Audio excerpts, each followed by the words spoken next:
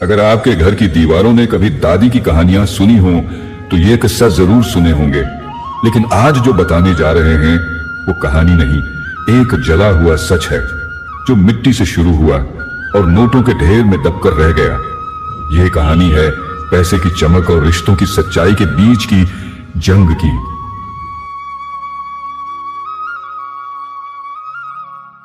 हमारे गांव खैरपुर में जब कोई बच्चा पैदा होता है तो सबसे पहले कोई मंदिर या अस्पताल नहीं जाता, सबसे पहले उसे दादी के आंगन में ले जाया जाता है।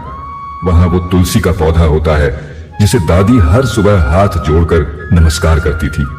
फिर दादी उस नन्हे बच्चे के माथे पर चुटकी भर हल्दी लगाती और कहती, बेटा, जिंदगी में चाहे जितना बड़ा आदमी बनना, पर माँ बाप और रिश्तों को मत भूलना। पैसा बहुत कुछ खरीद सकता है पर सच्चा रिश्ता नहीं। अब मैं इस बात को तब समझा जब बहुत कुछ खो चुका था। मेरा नाम है शिवपाल। पढ़ाई में ठीक ठाक था पर सपना बड़ा था। गांव की गलियों से निकलकर शहर की बड़ी बिल्डिंगों में पहुंचना चाहता था। दादी हमेशा कहती थी, बेटा, गांव को कभी पीठ मत दिखाना, वरना जो सीखा है वो भी भूल जाएगा।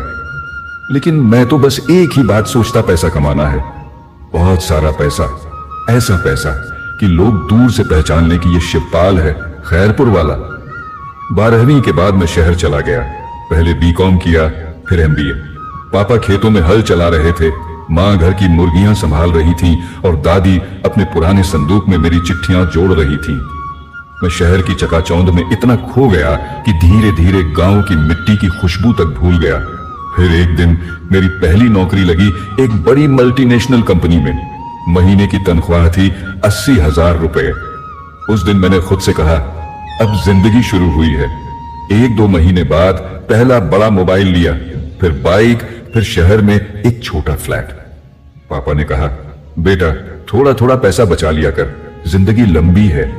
लेकिन मैं हंस दिया, पापा, अब वक्त बदल गया है, सेविंग से कुछ नहीं होता, इन्वेस्ट करना होता है। धीरे धीरे मैं अपने दोस्तों से भी दूर होता गया। जो कभी मेरे साथ खेत में कबड्डी खेलते थे, अब उनके नंबर भी फोन से मिटा चुका था। और सबसे दुख की बात, दादी के कॉल आने लगे तो मैंने उठाना भी छोड़ दिया। कभी कभी माँ वीडियो कॉल करती थी तो दादी स्क्रीन में झांकते हुए पूछती, बेटा, तेरा चेहरा काला क्यों लग रहा है, तू खुश है ना?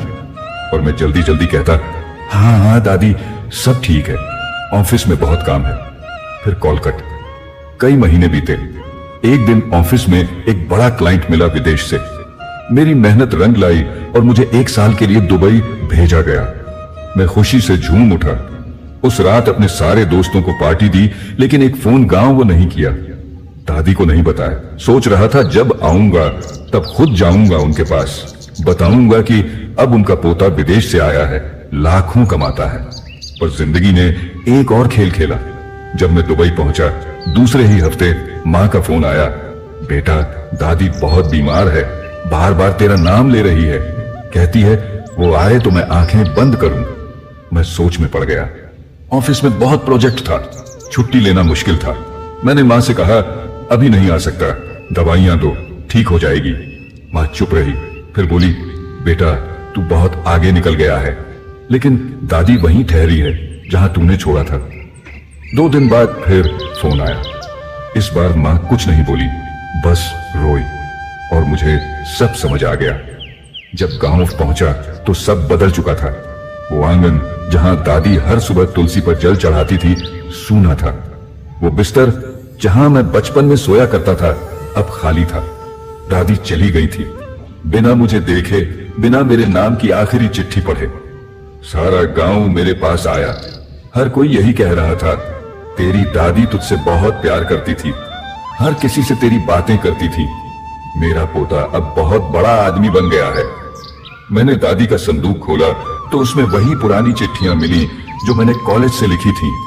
हर एक के नीचे दादी ने कुछ ना कुछ लिखा था।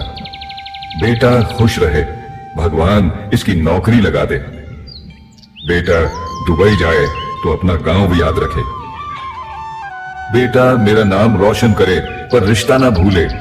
उस पल मेरी सारी कमाई, मेरे मोबाइल, गाड़ी, फ्लैट सब बेकार लगे। एक बूढ़ी औरत जिसने बिना कुछ मांगे इतना कुछ दे दिया, मैं उसका आखिरी वक्त भी साथ नहीं निभा सका।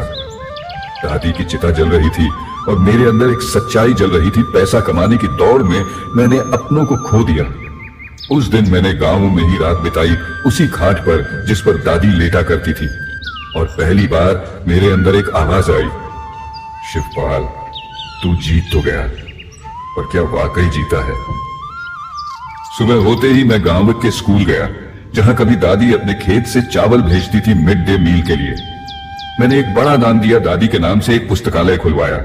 उसमें एक बोर्ड लगाया, पैसा कमाओ पर रिश्ते मत बेचो, दादी की सीख। अब हर बार जब मैं गांव जाता हूं, वो बोर्ड मुझे देखता है और मैं झुककर कहता हूं, दादी अब देर नहीं होगी, अब हर रिश्ता मैं संभालूंगा। शहर में वापस आया तो सबसे पहले मां को अपने साथ लाया। पापा को भी समझाया, अब खेत मैं संभालूंगा और आप आराम कीजिए। और आज जब मेरे पास पैसे हैं, तब मैं उन्हें वहां खर्च कर रहा हूं जहां दादी चाहती थी रिश्तों को बचाने में। आज भी जब कोई मुझसे पूछता है, तू इतना कमाता है फिर भी गांव क्यों जाता है, मैं मुस्कुरा कर कहता हूं, क्योंकि जो लोग मुझे बचपन में बिना कुछ मांगे प्यार करते थे, उनका कर्ज चुकाना अभी बाकी है। और वो प्यार आज किसी फ्लैट या बैंक बैलेंस में नहीं मिलता। दादी नहीं रही, पर उनकी बात हर रोज मेरे कानों में गूंजती है। पैसा कमाओ बेटा, खूब कमाओ, पर किसी अपने को मत खो देना। पैसा वापस आ जाएगा, पर खोया हुआ रिश्ता नहीं। अगर आपकी दादी ने भी कभी आपको ऐसा कुछ सिखाया है, तो इस वीडियो को बस अपने तक मत रखना, एक बार जरूर शेयर करना, क्योंकि हो सकता है किसी और की दादी की सीख आज उसके दिल में जिंदा हो जाए। सक्सेस क्यूआर जहां कहानियां नहीं, जिंदगी बदली जाती है।